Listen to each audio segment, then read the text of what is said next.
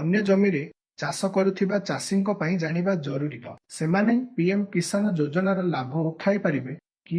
କେନ୍ଦ୍ର ସରକାରଙ୍କ ପ୍ରଧାନମନ୍ତ୍ରୀ କିଷାନ ସମ୍ମାନ ନିଧି ଯୋଜନା ଅଧୀନରେ କୃଷକମାନଙ୍କୁ ଆର୍ଥିକ ସହାୟତା ଭାବରେ ପ୍ରତିବର୍ଷ ଏହି ଯୋଜନା ଅନୁଯାୟୀ ଟଙ୍କା ସିଧାସଳଖ ସେମାନଙ୍କ ବ୍ୟାଙ୍କ ଆକାଉଣ୍ଟକୁ ପଠାଯାଇ ଏହା ଅଧୀନରେ 6,000 ଟଙ୍କା 2003 କିସ୍ତିରେ ଚାଷୀଙ୍କୁ ହସ୍ତାନ୍ତର କରାଯାଇଛି। ପଞ୍ଜୀକୃତ ଜମିରେ ଚାଷ କରୁଥିବା ସେହି କୃଷକମାନେ କେବଳ ପିଏମ୍ କିଷାନ ଯୋଜନା ଅଧୀନରେ ଆବେଦନ କରିପାରିବେ।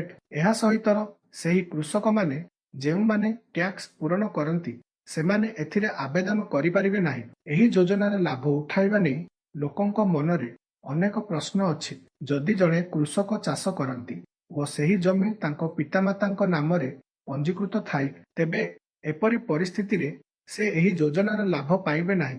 ଏହି ଯୋଜନାର ଲାଭ କେବଳ ସେହି କୃଷକମାନେ ପାଇପାରିବେ ଯାହାର ନାମରେ ଚାଷ ଜମି ପଞ୍ଜୀକୃତ ହୋଇଛି। ଏହା ବ୍ୟତୀତ ଯଦି ତୁମେ ତୁମର ପୂର୍ବପୁରୁଷଙ୍କଠାରୁ ତୁମ ଜମିରେ ପଞ୍ଜୀକୃତ ହୋଇଥିବା ଜମି ପାଇଛ, ତେବେ ଏହି ଯୋଜନାର ଲାଭ ନିଆଯାଇପାରେ।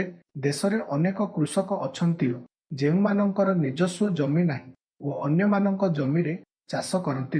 ଏଭଳି ପରିସ୍ଥିତିରେ ସେମାନେ ଏହି ଯୋଜନାର ଲାଭ ପାଇବେ ନାହିଁ। ସୂଚନାଯୋଗ୍ୟ ଯେ ଯଦି ଜଣେ କୃଷକର ଜମି ତାଙ୍କ ପୂର୍ବଜଙ୍କ ନାମରେ କିମ୍ବା ତାଙ୍କ ପିତାମାତାଙ୍କ ନାମରେ ଥାଏ, ତେବେ ଏହିପରି କୃଷକମାନେ ଏହି ଯୋଜନାର ଲାଭ ଉଠାଇ ପାରିବେ ନାହିଁ। ଏପର୍ଯ୍ୟନ୍ତ 18 କିସ୍ତି ପ୍ରଧାନମନ୍ତ୍ରୀ କିଷାନ ସମ୍ମାନ ନିଧି ଯୋଜନାର ହିତାଧିକାରୀଙ୍କ ଆକାଉଣ୍ଟକୁ ପଠାଯାଇଛି ଏବଂ ବର୍ତ୍ତମାନ